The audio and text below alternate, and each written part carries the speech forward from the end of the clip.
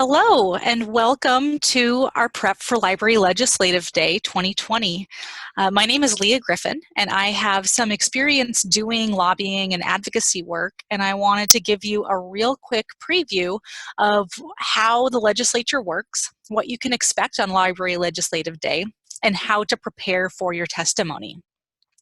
So the first thing I want to do is orient you to the Washington State Legislature website, which is going to be extremely useful for you in determining what it is you're advocating for and who you need to talk to. So you can see here on the WaGov homepage, over on the right, we've got bills under this lighted up tab here. And what we can do is click on that link, and it'll allow us to do two things. We can, one, search the full text of a bill here, which means that we can search for library-related bills by using keywords. But we can also search for bill numbers. And in this legislative session, we're going to have a couple of bills that we can advocate for.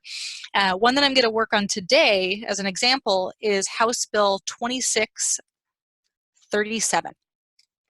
If we type that in and do a quick search, what we'll find is the House Bill to expand school library information and technology programs.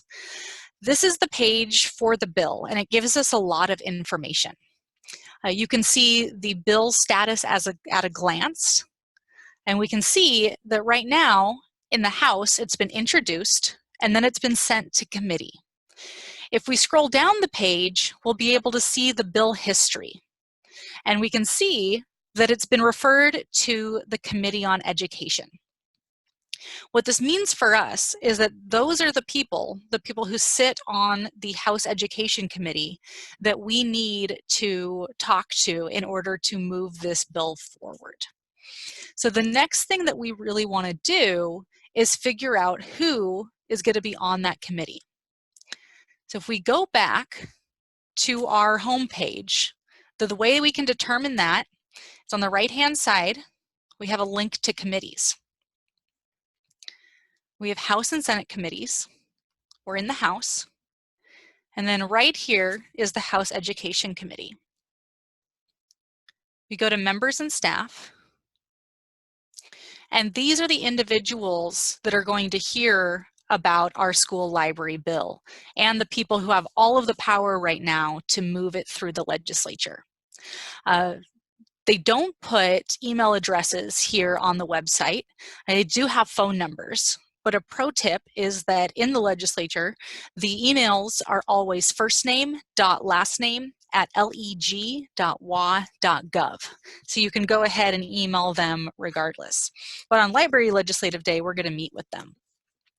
If somebody in this committee happens to be your rep or senator, that's going to be great because you know that you can ask them specifically to move the bill out of their committee and that you're not just generally asking for support. When we meet with our legislators, it's important to talk about narrative. We've talked a lot about statistics and the importance of school library programs in general, but what I've found in doing advocacy is that nothing is more impactful than your personal narrative. So I've provided you a quick outline that you can use in order to write that narrative. I usually like to start with a challenge. So something that you've experienced as a library professional, a choice that you've made, whether that's been to continue working as a school librarian, although having to split your time between multiple schools, and then how that's impacted you. And we also want to talk about how the specific legislation will change your situation. So the outcome of that legislation. So in advocating for the school library bill, we're going to have a better ratio of school librarians to students, which means that you can focus on more students and building relationships and teaching information literacy. So you want to tell the story of how this impacts you and, most importantly, how this impacts your students. or your patrons. The most important part of your narrative is the ask. There are several things that representatives and senators can do to move a bill. They can vote for it in a committee. They can vote for it on the floor. They can sign on to it as a co-sponsor. So you need to ask them exactly what you want them to do in that bill. That's why it's always important to figure out who is in what committee and where your specific piece of legislation is. So before Library Legislative Day, it'd be great to go on the website, identify where your bill is, identify the committee members to determine if your reps or senators are going to be able to have specific action on the bill, and to prepare your narrative ahead of time. So that's the briefest introduction of how these bills are going to move through the legislative process. Let me give you an overview, which is that at this point, our bills have been introduced and they're in the first committee hearing. When it passes through committee, it'll go to the full floor. And then if it passes there, it'll move into the opposite house. So if it's introduced in the House, it will move to the Senate and begin that process all over again.